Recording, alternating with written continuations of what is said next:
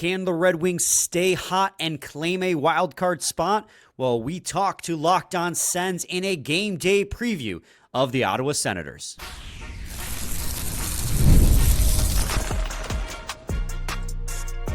You're Locked On Red Wings, your daily podcast on the Detroit Red Wings. Part of the Locked On Podcast Network, your team every day. All right, we now have a Locked On crossover. Been a while since we caught up with the boys from Locked On Red Wings. We're over at Locked On Senators. I'm Ross Levitan alongside Brandon Pillar. We got Brian Fisher and Scotty Bentley here to break down the rebuilds that just keep going, one on top of the other. Then we flipped. We got a new coach bump in Detroit and in Ottawa. We're wondering what the heck is going on with our star goalie. But Brian, I'm going to snap it over to you here. What's the feeling in Red Wings land right now? Well, if we had done this crossover a little over a week ago, if we did this pre-Christmas, we would be very down in the dumps, very depressed because the Wings had lost 4 straight, and then they fired Derek Lalonde, and McLellan's taken over, and now all of a sudden we're asking ourselves, are we back? Right, I hope so. There? Are you back? Scott, are you back? It's a great question. I think that's the $1 million question. When we were talking off air before we hit record here, like, it's odd because the race in the middle of the conference is just such a bleep show that it's like, well, I mean, I don't think they're back. Like, I don't think anybody is looking at a 4-game sample and is like, oh, like they're going to be in the playoffs now. But in the same breath, like you get a win on Tuesday and you're kind of back in the picture just because everybody is in the picture right now. So right. We'll take the coach bump for now. But I think that is kind of the big question. We're trying to just waiting for the other shoe to drop or hopefully not. Yeah, in the Eastern Conference, it seems like nobody wants that wild card spot and everybody wants it. Like everybody's so up, down. It's a weird situation. But Scott, I'll stick with you here on the coaching. Was it a surprise when Lalonde was fired? Like, was that something you guys have been hearing? Was he on the hot seat? Was it more like, hey, there's a really good coach in Todd McLellan available, so let's go for that? Like, what was the overall consensus when that firing happened? Yeah, I would say that calling it a surprise would not be something that I would do. I mean, Brian and I were we probably had 4 episodes in a month that were like, all right, it's probably time. Like, I mean, it was definitely not a shocker team performance wise. I think there was kind of a hesitation of like, are they going to do it period this year, or are they just going to let the year ride out and then do it in the off season? Because like, how many coaches are really available? I do think it was a little bit more of a surprise that not only they went out and got McLellan, but it's not an interim situation. He's on a multi-year deal immediately, right? Getting a multi-year replacement for your head coach in December is wild. Like that's not a very common occurrence. So I think that was maybe the surprise a little bit more. But the firing of Lalonde, no. I mean, they were playing unbelievably poor hockey. And the last 4 or 5 games especially, it wasn't just the results, but it really was kind of like the effort and just the optically the performances on the ice were brutal, man. So I don't think it was a surprise that he went. I think it was more of a surprise that they found a multi-year, like, this is your long-term replacement in the middle of December. Yeah, I completely echo those sentiments. I mean, Scotty and I went into the season kind of with the assumption like this was going to be the make or break year for Derek Lalonde, right? Last season, the 2 seasons prior rather, we had seen improvements on point production from the team. They went from like, what was it, Scotty, like 85 to 91 between the 2 seasons. Actually, I think it was an 11-point. It was an 11-point jump. It was an 80 to 91. But we were saying because of that, the 6-game winning streak followed by the 7-game losing streak last season, like we've seen the highs and the lows with Lalonde, and we were like, this is going to be the season where he's going to have to prove that he's this team's coach of the future. And they kind of stunk from the get-go. Like, even when they won, it was off of incredible goaltending performances or, like, the power play just kind of being the reason why they won hockey games. They sucked at 5-on-5 all season long. And I don't mean like they were getting outplayed. Like, they were getting dominated at 5-on-5. And eventually just the players and the team got tired of it. and they stopped playing. That 4-game losing streak finished with a Christmas Eve loss to the St. Louis Blues at home, which the Blues, I mean, they're not like the worst team in the NHL, but they're far from a Stanley Cup contender too. And to just get embarrassed on home ice on Christmas Eve in front of paying fans from a team that looked like they didn't want to play, Scotty and I mean, we talked about that's got to be it. Like, that looked like a team that had given up. And, Yzerman kind of said it in the introductory press conference. It's like, sometimes teams don't play. That's a one-off. But when it happens in multiple games, then you realize you have an issue, and that's when he made the decision to move on from Lalonde, and it was the right decision to make. I think McLellan, in a lot of ways, is like the anti-Lalonde, and I don't mean to take pot shots at Lalonde. There were a lot of things that he said that I liked. In theory, I liked what he wanted to do, but I think McLellan kind of brings an energy to the locker room and a freedom of play style that these very offensive-minded players, like Patrick freaking Kane, right? Like one of the most offensively gifted players in NHL history. It gives him the freedom to do what he wants rather than stick to a system. And that was the big Lalonde complaint, was they were so strict about staying within a system that it kind of snuffed out any creativity that these forwards had. And since they've come in, I don't know if you guys saw this, but it's kind of everywhere now. Todd McLellan said in their first practice, "Play effing hockey. You've done it your entire lives." And since he said that, they've been on a 4-game win streak where they've scored at least 4 goals in every single game. The offensive creativity is back. What a coaching strategy. Wow. Yeah, exactly. Hey, guys, play hockey. Under Todd McLellan, obviously a 4-game win streak after losing the first one, so they're 4-1 under their new head coach. Meanwhile, these two teams have played together once so far this season. It was a 2-1 win for the Ottawa Senators on December 5th, where you mentioned the offensive creativity just wasn't there under Lalonde. Only 20 shots on goal for Detroit in that one. Of course, the game was in Ottawa. The Sens had 32 shots in that one. Sens went 0 for 5 on the power play, but it was a last-minute goal from Michigan man Josh Norris, who scored both of Ottawa's goals. He's got 7 goals in 9 career games against the Detroit Red Wings, so we'll be watching for him on Tuesday night. I don't have to bring up the record head-to-head. It's been all in favor of Ottawa basically since those 2 straight games in Ottawa, I think 2 seasons ago, where you guys were making a bit of a push. But yeah, the deadline. Yeah, exactly, right there. Start of our Cabo trip, Pilsy. That's how we remember that. It was a good vibes time. Ottawa just acquired Jacob Chikrin after that. We thought we were pushing and then went right into the ditch. But since that game, Sens and the Red Wings, the Wings are 7-6, and Ottawa is 8-5. So it's pretty close, 1 win off of each. What really jumps out at me, though, is the Red Wings have scored 41 goals versus 35 to Ottawa, but the Sens have only allowed 30 versus 45 for the Red Wings. But you guys are saying they've tightened up quite a bit, eh, Scotty? Like, is it as much the individual players as it is like, hey, let's protect the net front here a little bit more too? Yeah, I would say that if there is still a question mark going forward, it is the blue line, and it is the defense specifically. The goaltending actually, while it's certainly slipped lately, has been not a huge complaint of ours. Like between Lyon and Talbot, they've done a serviceable job. They got to really hot starts. They've, let up a little bit lately, but I don't think anyone's running around saying either of the two of them are the problem. So it really is. This is, I'm trying to choose my words carefully here, but like I might just want to say this is an atrocious blue line still. Like this is, it is Mo Seider and that's kind of it. Like, I mean, Ben Sherratt has been playing top pair in the McLellan era. That's not something we really wanted going into the year, but when Seider and Edvinsson were on a pair together, it was legitimately one of the best pairs in hockey. Analytically backed. Brian talked about it all the time. And so Lalonde would have Edvinsson and Seider as the top pair, and then like Petrie Sherratt pair 2, which is a disaster.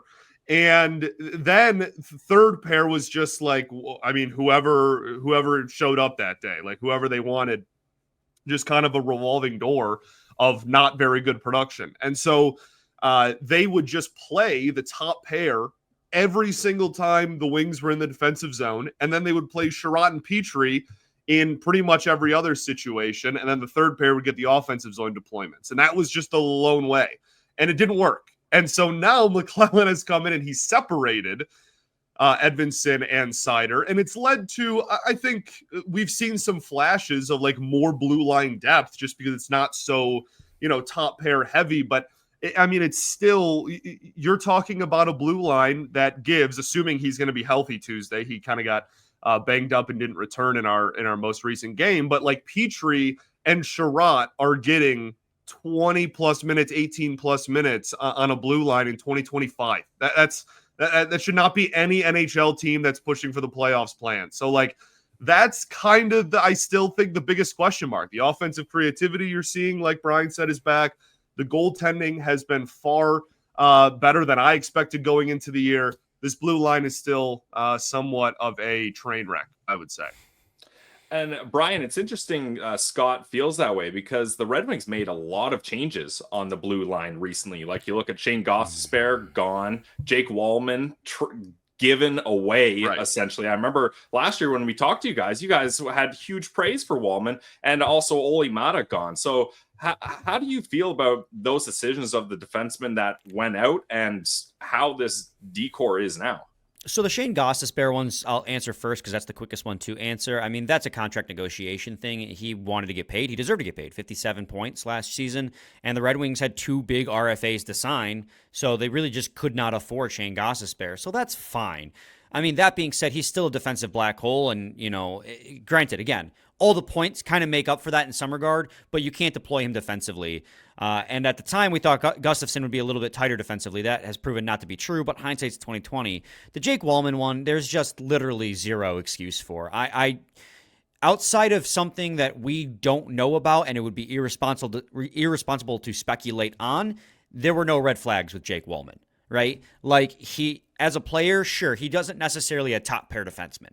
We kind of figured that out as the season went on. He looked like he could not keep up with the deployments that he was given being paired with Seider. But we were still like, okay, he's an offense-first defenseman who can play on the power play. You see what he's doing with the San Jose Sharks. You put him in the offensive zone. He's going to be a great offensive-minded defenseman, maybe a little bit lower in the lineup. And then they just gave him away for didn't get anything in return, which is crazy. Like, okay, you would think with a fair contract like that for a fairly young player, still in his 20s, that produces, you'd get a second-round pick back. But instead, they gave up a second-round pick to get rid of him. So, I mean, Scotty and I have talked about it. We've talked about it to death. All the Red Wings fans still bring it up, even though we're kind of sick of hearing about it. But they're right. Like, they're right to be annoyed by it because it doesn't really make a whole heck of a lot of sense. The Olli Mata trade, that one was just kind of a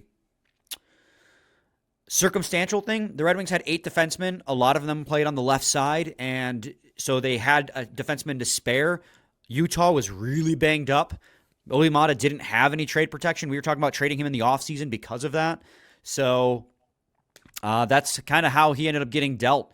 The right side of the defense has always been the question mark. Jeff Petrie and Justin Hull are the second and third best right side defensemen, and that's the big problem right now. So you're really depending on Simon Edvinsson and Moritz Seider, who've been some of the best. Moritz Seider is legitimately a top defenseman in the NHL. I know he doesn't get 90 points like your Cale Makars or Quinn Hughes, but as far as two-way defensemen go, it does not get much better than Moritz Seider. And he is, by the way, in the top 20 in scoring, too. Don't let people fool you into thinking he's not producing offensively, because he is. He had a 3-point night against the Jets. Yeah. I think really quickly, I think Brian made a good point there with like the 8 defensemen thing. I think it goes back to, Brandon's point is like roster construction was like whack. like going into the year. I mean, legitimately, that's something Brian and I have harped on the front office for a lot this year, was like, we went into this season with 8 defensemen and 2 of them are good. Like that's not only poor construction from a like usage of roster spots to have 8 defensemen. It'd be one thing if you had a ton of good depth there. No, it was just a revolving door of, well, let's see if this person's good tonight.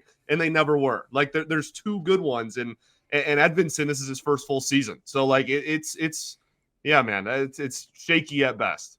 But more talent is on the way in Ottawa at the World Juniors. Axel Sandin Pellikka with 9 points in 6 games. In the third segment, we'll discuss the state of the rebuild for both the Ottawa Senators and Detroit Red Wings. On the other side, what's going on in Canada's nation's capital? That's next. You're listening to Locked On Senators, Locked On Red Wings crossover right here on the Locked On Podcast Network.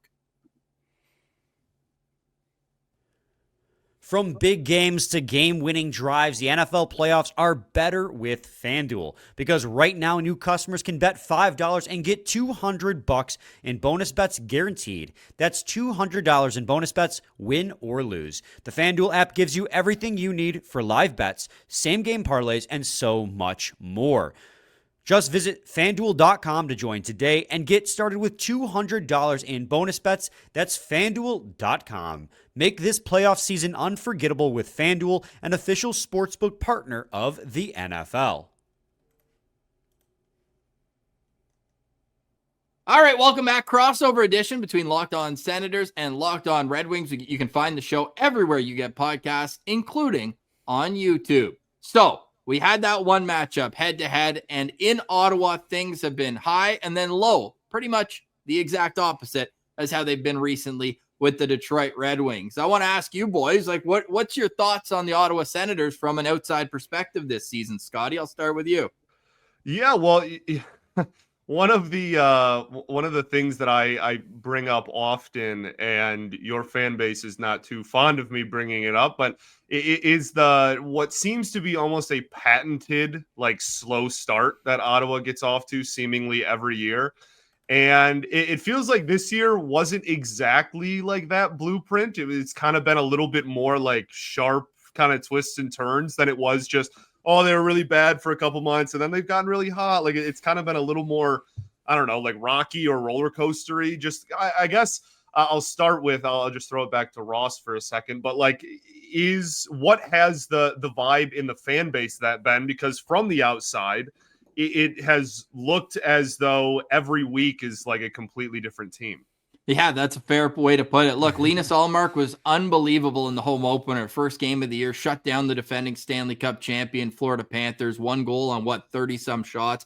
He was awesome there, but then really struggled beyond that through November. He had like an .880 save percentage at one point through the first 10 games of the season. Then all of a sudden, things clicked for him. He shut the door. He's 8-0-1 in his last 9 games. It's just a matter of now him getting back to full health because he's simply not there. And now Ottawa's in a situation where Anton Forsberg has 1 win in his last 6 starts, 4 wins in 12 games as the backup goalie. He's just not going to cut it. And he's allowed 4 goals or more in way too many of those appearances. He's got pulled twice. So obviously it starts and ends with the goaltending in Ottawa, their power play as well. The funniest part of this, or the most confusing as a fan, is they've got a top 5 power play in the league at home and they're second to last on the road. So it's just such a peculiar split. I mean, it's still 5 players versus 4, whether you're playing on the road or at home. So it's just a confusing one for me. Now, they have turned it around recently. They had 2 goals on the power play in Winnipeg, scored again on the road in Minnesota in 2 of their last 4 games, but it's been ice cold since then. So I think that's a fair assumption that it's been a different story every week. They have had, I would say, a less than ideal schedule going into Christmas with the World Juniors in Ottawa. You've got a 9-game road trip that's going to end Tuesday, but it's almost like a 4-game trip, and now just finishing it off because there was the Christmas break in between where everyone was able to go home and recover. So it's not as much of an excuse as it is just a lot of time out on the road in the last while. And 11 of their last 12 games of the season are at home. So we keep saying there's either going to be 10,000 people or 20,000 people at those games. There's not going to be any in between. But I'll toss it to Pilsy then on this one. Like, yeah, how would you describe the Sens season as someone who's not watching them every day? Because I feel like roller coaster is probably the best way to put it. Yeah, definitely. I think the Sens season has hinged on goaltending, which we knew it would, Ross. And I'm glad we've got a crossover episode with you guys, because I've got a question for you guys. Brian, I'll ask you this. We've been looking at trade targets for the Ottawa Senators to find a new goalie. And a guy I've been bringing up is Alex Lyon, because he only has 1 year at $900,000. And I've looked at the Red Wings.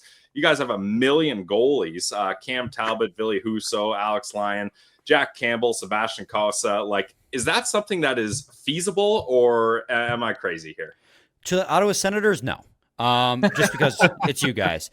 But in all reality, yeah, it's absolutely feasible. We've done episodes talking about it. The goalie room is so crowded. And like the going into the season, I don't think this was Maybe it was, but I can't imagine this was the plan to have 3 goaltenders down with the Grand Rapids Griffins when you're trying to foster Sebastian Cossa, who's been incredible. Like, at this point in his development, he needs to be getting as many starts with the Griffins as possible to make sure he's honing his skills to come up to Detroit late this season or next season, starting next year, with all the contracts expiring.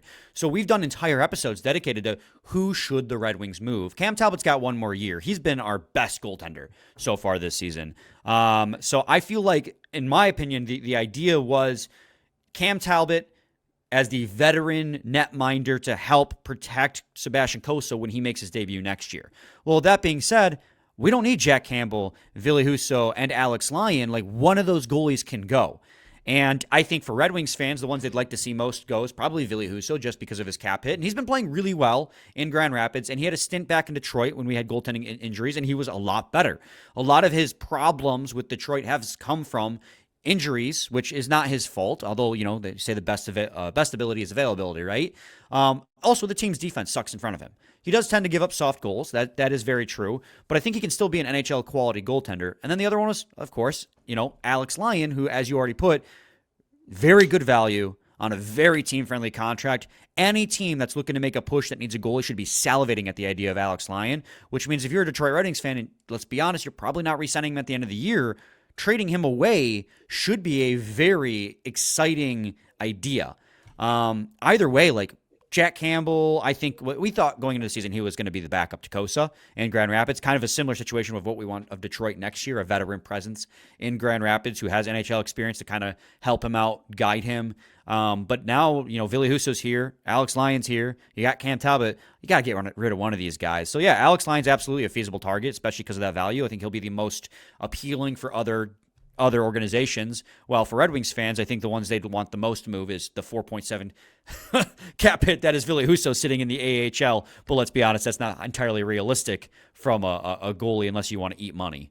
Just so interesting to see the contrast, because Detroit did go with that quantity over quality to an extent in goal, where Ottawa put all their chips into Linus Ullmark. Yeah. And now when he's out with injury, all of a sudden it's, what's going on? Now, it is worth noting Sebastian Cossa, the youngest goalie to win a game in the NHL this season. Levi Merilainen, who you may see in Detroit, he's Ottawa's other goalie up right now, is the youngest goalie with multiple wins this season, both of them 22 and 21 years old. So the future could be bright in both nets, despite Ottawa dealing with some injuries in goal. Speaking of youth, we can't talk about a crossover with these two teams without the 2020 draft. And with a hot streak right now, Lucas Raymond has jumped 1 point ahead of Tim Stützle. Stützle with just 1 goal, no assists in his last 5 games. He's been battling the flu, hasn't taken part in morning skates the last 3 games, and has looked discombobulated for a guy who's a one-man zone entry. Just has not been able to get it going right now. We know he loves playing the Red Wings. He's had some success against them in his career. But what's been the deal with Lucas Raymond being able to pop off offensively? Is it as simple as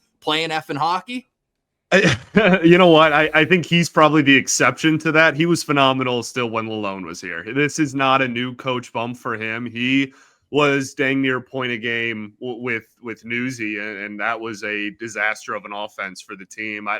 It's weird. He started off the season with barely any goals, but he was like almost an assist a game, and it was just like, what is happening? Like he has 11 points in 13 games and 10 assists. Like, it was like a weird start to the season. And then once he started scoring goals a little bit more, then Larkin kind of took a little bit of the step back. He was the primary goal scorer on all of those Raymond assists the first 10, 12 games.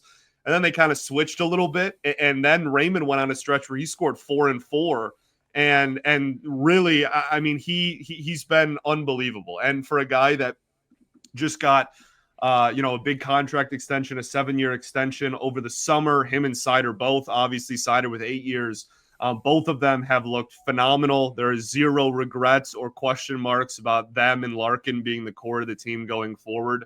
And I really do think Raymond has turned into like the true, it doesn't really matter what system or who he's playing with. Like, he's going to get his and he's going to produce every night. And that's been an awesome thing to see kind of blossom, not only because he got paid, right? That obviously helps a lot with the fan base, but just because that's like this is truly the season we've been waiting for. And in his last 82, he has 82 points. He is point a game over his last 82 games played. So he's been unbelievable, and that hasn't even been a coach bump thing. That's just him and Larkin have been phenomenal all year. Lucas Raymond with 4 goals, 7 points in 12 games against Ottawa. Meanwhile, Timmy relishes these opportunities, 14 points in 11 games, including 6 goals for Tim Stützle, who's been much better defensively this year. That's been a thing in the past with him. It's like, okay, well, if you're going to put up a ton of points, he's got 40 in 38 games right now, but you're going to be a -20. I mean, let's make that a little nicer. He's +5 this season to Raymond's -7. Obviously, plus-minus doesn't tell the whole story, but always look forward to seeing those two young guys go head-to-head as they have in the past. On the other side, rating the rebuild to date. Obviously, plenty of hockey left, more than half the season to go. But where do things stand right now, long-term and short-term, between the Ottawa Senators and Detroit Red Wings? That's more on this special crossover edition on the Locked On Podcast Network, your team every day. Did Rocket Money help you find any subscriptions you forgot about or that you were paying for twice? I think that's happened to probably all of us at this point. You have a few subscriptions that you didn't even realize you were still paying for, but Rocket Money can make it easy to track them all down. It's like having a personal assistant for your finances. Rocket Money is a personal finance app that helps you find and cancel unwanted subscriptions, monitors your spending, and helps lower your bills so you can grow your savings. It brings everything together in one place, whether it's subscriptions, your spending habits, or even the goals you want to hit this year. Rocket Money has over 5 million users and has saved a total of $500 million in canceled subscriptions, saving members up to $740 a year when using all of the app's premium features. Cancel your unwanted subscriptions and reach your financial goals faster with Rocket Money. Go to rocketmoney.com/lockedon today. That's rocketmoney.com/lockedon. rocketmoney.com/lockedon. Welcome back to this special crossover edition, Locked On Red Wings, Locked On Senators. You can find us everywhere you get podcasts, including on YouTube. And for you Red Wings fans that have us blocked on Twitter at Send Central, give us another chance. Why don't you? Obviously, the rivalry's been heated over the last 4 years, basically since COVID. But my question to you, Scotty, how many teams do you hate more than the Ottawa Senators? It's a great question. I think it's so odd because I don't think I have, I really do follow like all North American sports pretty religiously. And like, I'm not sure I am aware of a rivalry that has contributed less to the league they're in than this one. Like these are two bad teams over the last 4 years. Like neither of them, this isn't like they've been clashing in the playoffs or one stole the cup from somebody. Like these are two teams that have gone nowhere. I mean, the Wings, because they've never played a playoff series against each other.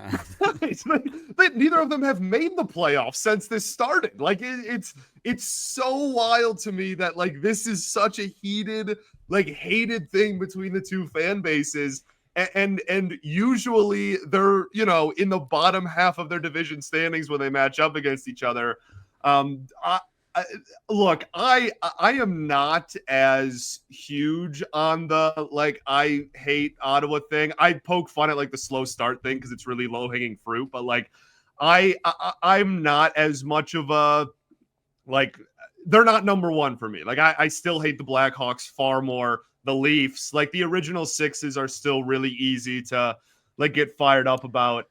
But I mean, I would say for more my own emotions, it's more of just like an energy in the fan base. Like it really does. It feels like, and this is going to sound ridiculous, but it feels like playoff hockey. Like when they play, like that's the electricity in the air, not necessarily the product on the ice. I guess it's more of just kind of like you're awake, man. Like when you play Ottawa that both fan bases are going to be reared and ready to go.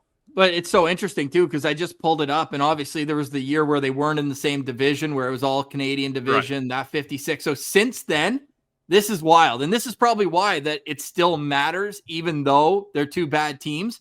In 202 games, Ottawa has 95 wins, and in 203 games, Detroit has 93. Like they are right next to each other. And then you look at the standings this year, and I believe, Ottawa's 2 wins ahead. So going into this season, it was identical wins over the last 3 years. And if the Wings, and this is not a trash talk thing, but like if the Wings win on Tuesday, they're tied in points on the year. Yeah. They're both sitting at 40. So like they're just, and I think it started really, I'm not sorry, Brian, I'm just kind of like taking it away here, but like, you're good. I think it started because the national media started comparing these two rebuilds non-stop. And it got so annoying that even when they weren't playing, like the fan base was like, holy cow.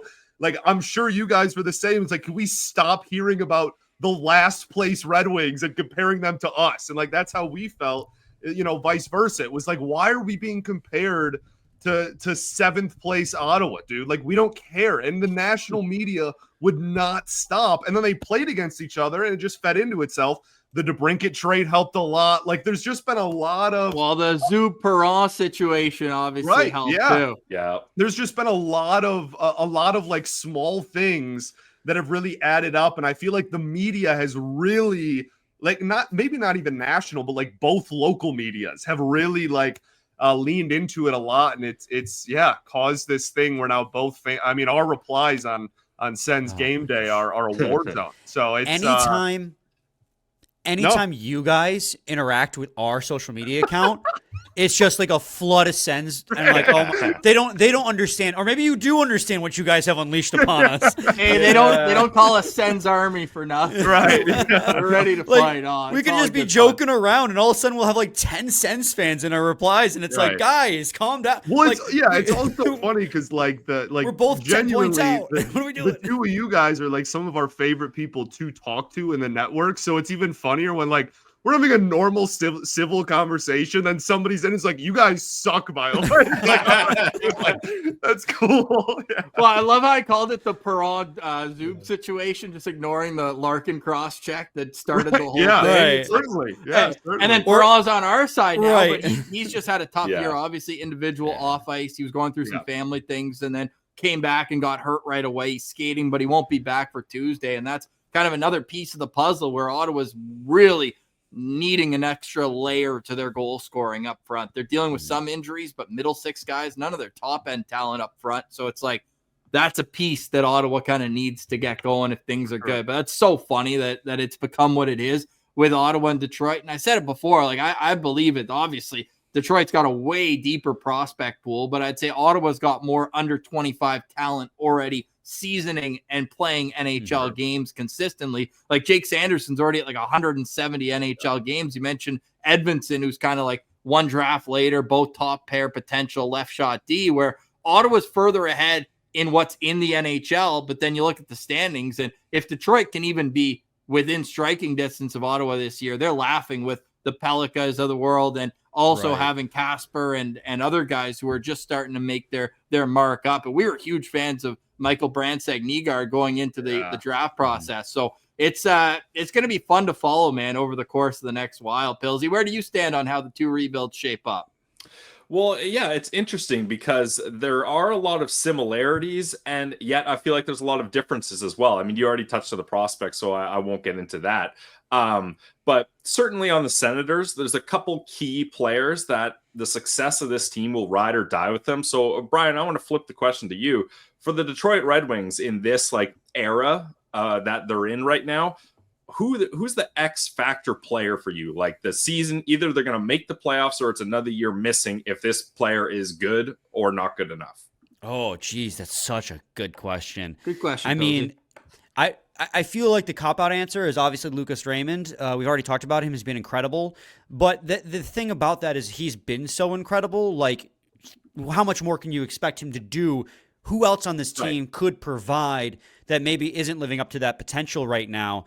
And I think a lot of it's going to come down to either Alex DeBrincat or Patrick Kane. Now, Alex DeBrincat has been phenomenal this year. This season, he's been scoring the way we've expected him to score. But we saw last season how he can go through ebbs and flows, right? He would get hot, he'd get cold. This year he's been consistent. So if he can avoid a cold streak, that's going to go a long way to this team. making the playoffs. And the other one is Patrick Kane, who has heated up tremendously the last, 5-6 games now, Scotty? Yeah. Just before Lalonde got fired, he finally started scoring again, but he went 10 games without a point. That's Patrick Kane. And I know he's older. There was the hip issue that people still sometimes question, but a lot of those worries were kind of set aside after he was a point per game last year with the Red Wings. So when he was getting the softest deployments on the team as a forward, getting only offensive zone deployments, and he wasn't scoring, and then he was also horrible defensively. I mean, we had conversations that maybe he's washed, like he just was playing so poorly. Now he's scoring again, and he looks like Patrick Kane in the offensive zone. He's still a liability defensively, just like he has been his entire career, but he can outscore those problems when you put him in those situations, and now he's doing it. He had another 2 points against the Jets. And you know what a name, Scotty, that I'm just remembering now, and the reason I forgot is because he's been so invisible? The real answer to this question, and I'm changing my answer, I'm sorry. The real answer to this question is Vladimir Tarasenko. Yeah, I wanted to hear about him. 100%. He has been invisible for the Detroit Red Wings. So Cat has been consistent. Kane has heated up. Tarasenko has been invisible this entire season. He didn't even come to mind because he had been so invisible for the Detroit Red Wings. So if you can get Tarasenko, who has scored 40 goals twice in his career, multiple times in his career at least, to show up and become who you signed him to be. And he was good in Ottawa and in Florida for the playoff run. Like, it's not like he's coming off a bad year. Right. So, and we weren't expecting a 40 goal. Like, we know what he is now, right? He's had shoulder issues. He's not in his prime anymore. We were expecting like a 20 to 25 goal season out of Tarasenko, and he has 4 on the year? He's been very, very bad. And he's playing lower in the lineup, so the talent he's playing with isn't as good as it is. He's playing on the left side when he normally plays on the right. Those are all important factors. He's played top line this year, though, and he didn't do anything there either. Like, he's down there because of failed opportunity. And also, the flip side to playing with lower in the lineup, you're playing with less talent, but you're also playing against less talent. Deployment. So you think you'd get a little bit better. So, I mean, Kane's heated up. Cat's been consistent. Larkin and Raymond's been consistent. Snyder's what you wanted. It's really if Tarasenko can turn it on and become the depth scoring this team doesn't have, because it's another thing we haven't talked about. This team's bottom 2 lines don't score a whole heck of a lot. If Tarasenko can start scoring at a decent clip, that will go a long way to pushing this team over the top. For Ottawa, the answer is Jake Sanderson for sure. They finally found a partner for Thomas Chabot, Nick Jensen, who's just unreal. Now he's got the flu. We'll see if he plays on Tuesday. He had his worst game of the year against St. Louis, and again, probably wasn't 100%. But this guy, people in the national media, everyone's like, "Oh, you got rinsed in the Chychrun trade, all that." And I get it from an offensive standpoint. Chychrun's top in the league in goals by a defenseman. He's got more goals than the entire Sens decor, if we're going to put it offensively. But Ross, Chychrun was kind of like, just to jump in, kind of like what Brian was saying about Gostisbehere. He's putting up the points, and everybody's like, "Oh, how did the Wings let go of Gostisbehere?" Well, same with Chychrun. He put up, I believe, a career year, but Sens fans were like, "We are sick of this guy. He's so bad defensively." Yeah, -30 last year. Yeah. I mean, that tells you some of the tale. And if you look at it right now, it's so interesting with Ottawa too, because you're top 4 D pair. And again, Artem Zub being hurt a lot of the year. He's back now. He had a concussion, then a fractured foot. That put Travis Hamonic in basically an extremely unacceptable position as a top pair defenseman at 34 years old. But Jake Sanderson's a team worst -16 this year, and Hamonic's -10. And then you look at the other top 4 pair, Nick Jensen's +14 and Chabot's +10. Yeah. And look, plus minus doesn't tell the whole tale, but when one of your top 4 pairs is top on the team and the other's dead last, it's like, okay, what's going on here? And this is an interesting stat I just found. Look, I know players that are your top players are going to produce less in losses than in wins. It's just obvious, but only 4 assists in 17 losses this year and 16 points in 19 wins for Ottawa.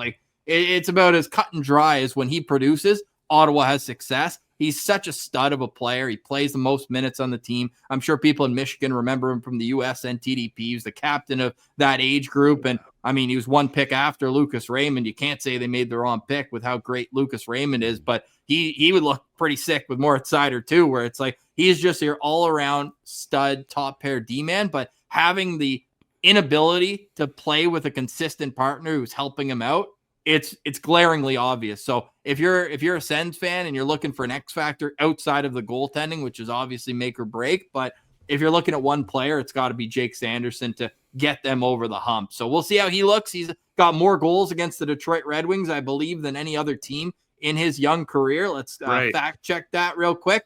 I think it's goals. 2. Oh, 4. Okay, good. 4 goals in 9 games against Detroit. He's got 3 against Washington and no more than 1 against every other team in the league. So what a clip. He loves playing the Detroit Red Wings, and maybe he takes it personally that they passed on him in the draft. Who knows? But we'll be watching him closely. He'll be my locked on player. Pillsy, give me a locked on player for the Sens in Tuesday's game for all the Red Wings fans watching this Tuesday.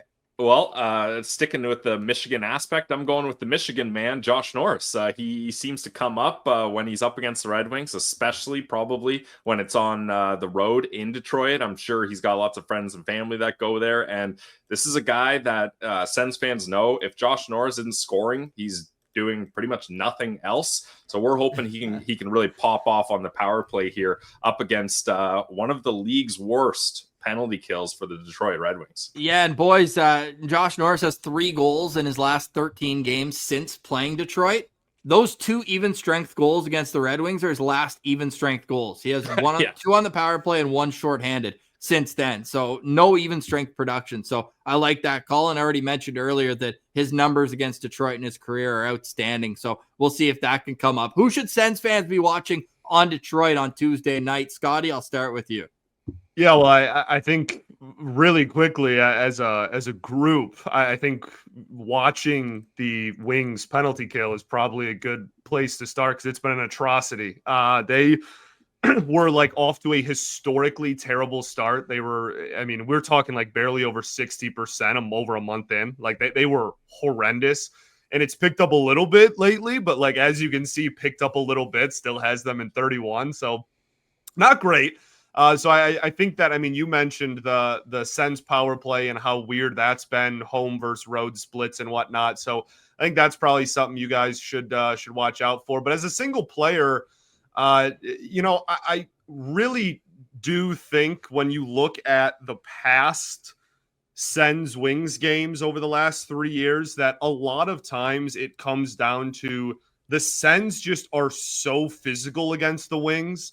And the Wings cave in. Like that was the thing, what was that 2 seasons ago? We were talking about it earlier at the deadline, right? Like when you guys just pumped us on the back-to-back. Who wants it? And then Brady gave Jake Wallman one of these in front of the net. Like, right. Yeah. It was just an absolute, like you just got out physical. And the Wings had nobody that could really match that style of play, and they completely drove them to getting their teeth kicked in on back-to-backs. And I think that's really maintained every time they play each other. So I'm going to go with Seider just from a he is the number 1 defenseman on this team. He is comfortably the best defensive option this team has. 8-year extension. He's the young star. It's very easy to point to him and say, he needs to produce if you want to win. But like for these games specifically, where that your opponent is A, very physical, and B, has the ability to score in bunches when they're on, like you're going to need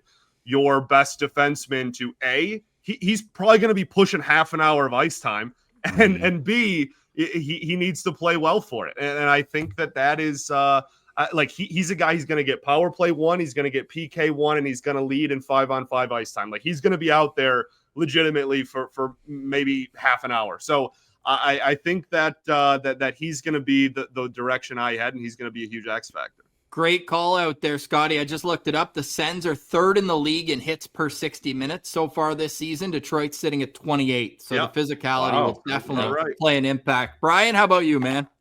Yeah, I mean, the Red Wings are a small, skill-based forward core, so it's not too surprising to hear that they are a little bit more skill-based, not going for as much physicality, and that comes back to bite them when they play a team like the Ottawa Senators. I mean, again, not to sound like a cop-out, but like if the Red Wings are going to win games, you need your best players to continue to be your best players, and guys like I'm going to go with Alex DeBrincat, just simply because former Ottawa Senator, and he scored a goal last time. He scored the only goal I think the Red Wings had in the last time these two teams met. Every time he touched the puck. Yeah, the Bluebirds game. Booze every time it's not even when he scores, when he touches the puck. Dude, did you guys see at the World Juniors, they're still in the semis yesterday, they were still booing that Czech kid who grabbed his knee after a hit against Canada in the game before. Like the crowd was cheering for Finland against US, but would still boo, or Czech over the US, but would still boo this kid every time he touched the puck. We got long memories. Just ask Danny Heatley. He was getting booed 7 years after he left. Right, yeah. So, yeah. Hey, you could have picked like 25 former Sens, though, Brian. You guys have Tarasenko, Tyler Mott, Cam Talbot, and Alex DeBrincat. Where's Austin Watson when you need some physicality? Yeah, get the physicality. Hey, man, let's go. Don't even tempt me. I'm down always. That's you know where he's at, man. I'm always down. He's leading the Grand Rapids Griffins in points right now. That's what he's doing. Hell yeah. Oh, hey, okay. good for him, man. Nice. He was a great story in Ottawa. I liked him here. Okay, that's awesome, man. Hey, this was a great show. Great to take the temperature of the Red Wings and the Ottawa Senators, and we look forward to these games always. And to answer my own question from earlier, Montreal's number one for most hated teams. Then I'll go Toronto, Pittsburgh, and then Detroit. Oh, yeah? I've got Detroit ahead of Pittsburgh now, Ross. They've beaten them out 4 times in the playoffs against Ottawa. We're 4-1 since 2007. What are playoffs? I don't know. That's not in my memory bank anymore. Yeah. Well, hey, my hatred for the Penguins. It's almost impossible to stop. I just absolutely love that. I use that clip all the time. Drake Batherson scored a goal backdoor where it just hit him and went in. And Jari goes, you got to get that out of the game. I don't know how we do it, but you got to get it out of the game. A guy just standing there. Yeah, it was an unreal clip. So we use that all the time here. For more, go check out Locked On Red Wings and Locked On Senators everywhere you get your podcast. And we'll be catching up with you boys later on in the year. Let's take a quick look here. Detroit, Ottawa. When are they playing later on? March 10th and March 27th. So hopefully we're both in the mix by then. And hopefully those are some high leverage games. But keep doing your thing, man. Honestly, two of the most talented people on the entire network. We appreciate you. Scotty Bentley, Brian Fisher. For Brandon Pillar, I'm Ross Levitan. This has been a crossover edition between the Locked On Senators and the Locked On Red Wings podcast. Your team every day.